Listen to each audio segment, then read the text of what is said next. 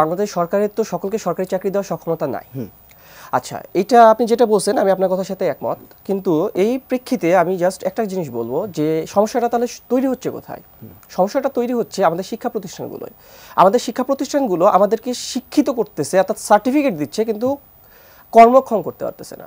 অর্থাৎ আমি কেন এই আন্দোলন করতে আসবো?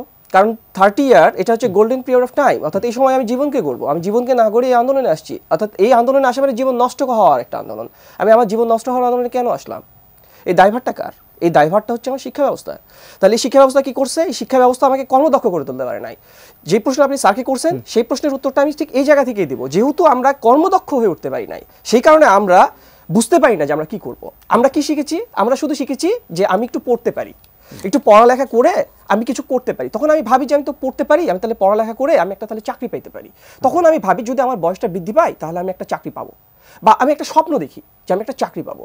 তাহলে এখন কর্মদক্ষ করার জন্য অবশ্যই এডুকেশন সিস্টেম পরিবর্তন হওয়া প্রয়োজন ছিল। এখন আপনি আমাকে প্রশ্ন করতে পারেন আপনারা তাহলে কেন এডুকেশন সিস্টেম পরিবর্তনের জন্য আন্দোলন করছেন না?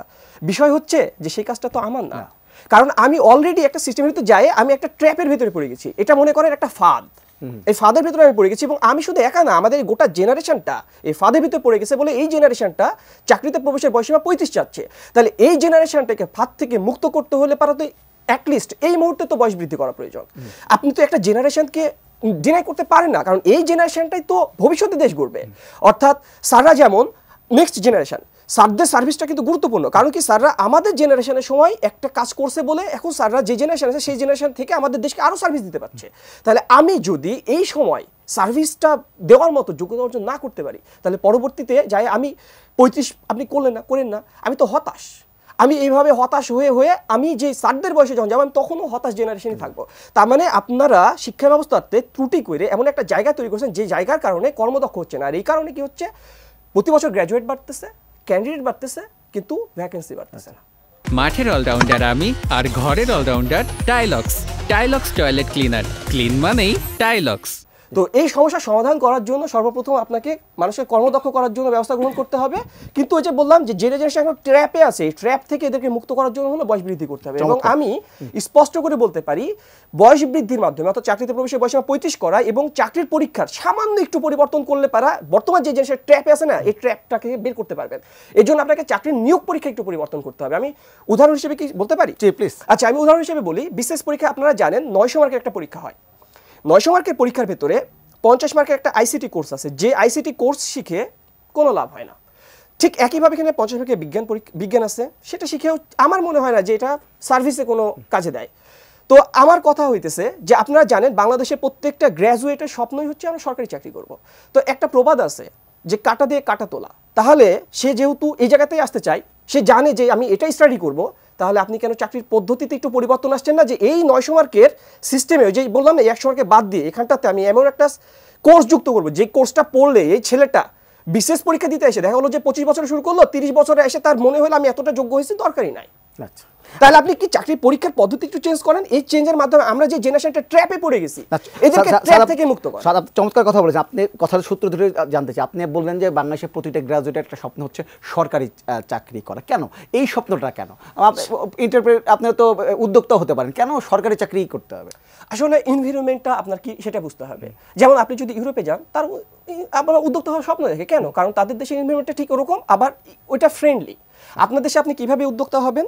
আপনি একটা আইডিয়া জেনারেট করবেন, আইডিয়া জেনারেট করে আপনি একটা ব্যবসায় যাবেন। আপনি একটা ব্যবসা কেবল শুরু করেছেন প্রতিষ্ঠান, দেখবেন যে যারা হচ্ছে পলিটিক্স করে বাংলাদেশে পলিটিক্সের এদের পলিটিক্স এদের পেশা। এই পেশার আয়ের উৎস কি? চাঁদাবাজি আর কমিশন বাণিজ্য। এই বাদ দিয়ে কি এই পেশার কোনো আয়ের উৎস আছে? তার মানে আপনি উদ্যোক্তা হবেন, উদ্যোক্তা হওয়ার জন্য একটা পদক্ষেপ নিয়েছেন, সেই পদক্ষেপ নিয়ে আপনি কেবল উদ্যোক্তা হইতে গেছেন। এসে বলবে যে আমাকে এত টাকা দেওয়া লাগবে, আমাকে এত টাকা দেওয়া লাগবে, আমার 10 লাখ টাকা পুঁজি, 10 লাখ টাকা তারাই চাই। সেই পরিবেশের কথা তাহলে আপনি কোথায় পাবেন? আমি তো আব্দুল মজিদ আপনার কাছে জানতে চাইবো, এই যে উদ্যোক্তা হওয়ার ব্যাপারটা সাদু যেমন বলছিল, একটা পরিবেশ নাই। আমি যদি বাংলাদেশে আপনার কি মনে হয় যে যদি এই পরিবেশটা ঠিক করা যায় তাহলে চাকরির প্রতি মোহ কিংবা যে চাপ সেটা অনেকখানি কমে যাবে? অবশ্যই আমি সাদের সাথে একদম একমত এবং যথার্থই বলেছে, সেটা বলেছে এই। এবং আমি আমার আগের বক্তব্যের লাস্টে ওইটাই বলেছিলাম যে বিদেশে পড়াশুনো করতে যাচ্ছে, সে আর ফিরতে চাচ্ছে না। আমি কিন্তু এটাকে মানব পাচার বলি, হ্যাঁ, মানব সম্পদ পাচার বলি। টাকা পাচার দোষ, তেমনি এটা একটা মানব পাচার। কারণ আমি বহু বিজ্ঞ বা অভিজ্ঞ বিজনেসম্যানদের জানি বা যারা বলেন যে ভাই আমি এত কষ্ট করে ইন্ডাস্ট্রিটা গড়ে তুললাম, এখন আমার ছেলেমেয়েরা এটার ভার নিতে চাচ্ছে না, আসতে চাচ্ছে না। বলে তোমার দেশে আমি কী করতে যাবো? স্যার যেটা কিছুক্ষণ আগে বললো, পরিবেশই তৈরি করা হয়নি। পরিবেশ অনুকূল না হলে পর বেসরকারি খাতেও চাকরি করার অনুকূল পরিবেশ সৃষ্টি হলেই আমি মনে করি এই দিক থেকে প্রেশারটা কমে যাবে। ওটা কথাটাও যথার্থ বলেছে। একটা গ্রুপ, একটা জেনারেশন কিন্তু ট্রাফের ভিতর পড়ে গেছে। একটা গাছের কেমন উপরেও ভালো, নিচেও ভালো, মাঝখানে এক জায়গায় পচা লাগছে, মানে পছন্দ ধরেছে, ও গাছটা সব শেষ, ওদিকেও শেষ, এদিকেও শেষ।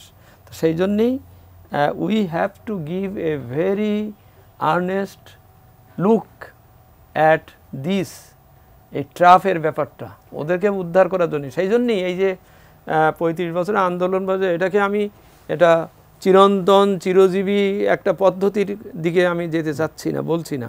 একটি বিশেষ সময়ের প্রয়োজনে, একটি বিশেষ গ্রুপকে সক্ষম করে তোলার প্রয়োজনে, তাদের হতাশাটাকে দূর করে দেওয়ার প্রয়োজনে, তাদেরকে কর্মধারার ভিতরে নিয়ে আসার ব্যাপারে একটা জিনিস খেয়াল রাখতে হবে। আমরা কিন্তু এটা ডেমোগ্রাফিক ডিভিডেন্ডের কালের মধ্যে বাস করতেছি। 2008 সাল থেকে 2045 পর্যন্ত এই বয়স গ্রুপের মধ্যে, এই সময়ের মধ্যে এই ইয়াং গ্রুপরা, এরা কিন্তু আমাদের অত্যন্ত একটা সম্পদ, হ্যাঁ, ডেমোগ্রাফি ডিভিডেন্ড এটা। এখন ওরা যদি হতাশ হয়ে যায়, ও যদি কাজ না পায়, তাহলে it could B A demography disaster. আমরা সেইটা চাচ্ছি না। তো সেই জন্যেই একটা বিশেষ সময়ের প্রয়োজনে এটা গড়ে উঠছে যে একটা গ্রুপ, এই যে 3-4টে কারণ প্রথমে সে যেটা বলেছে, এইসব কারণে এরা ডিরেলড হয়ে যাবার, মানে ওই যে Devil's workshop, ideal brain is Devil's workshop, সেই দিকে যাওয়ার। ও খুব যথার্থই বলেছে যে তার এখন আন্দোলন করতে আসতে হচ্ছে কেন, হচ্ছে এই জন্যই যে সেই he wants to come out of this situation. তো সেই জন্যই সরকার, আমি মনে করি অত্যন্ত যে গতকালই সঙ্গে সঙ্গে এবং গুরুত্বের সাথেই নেওয়া হয়েছে, কমিটি গঠন করেছেন, কথা বলবে। আমি মনে করি এর একটা মধ্যম সমাধান। আমাদের একটা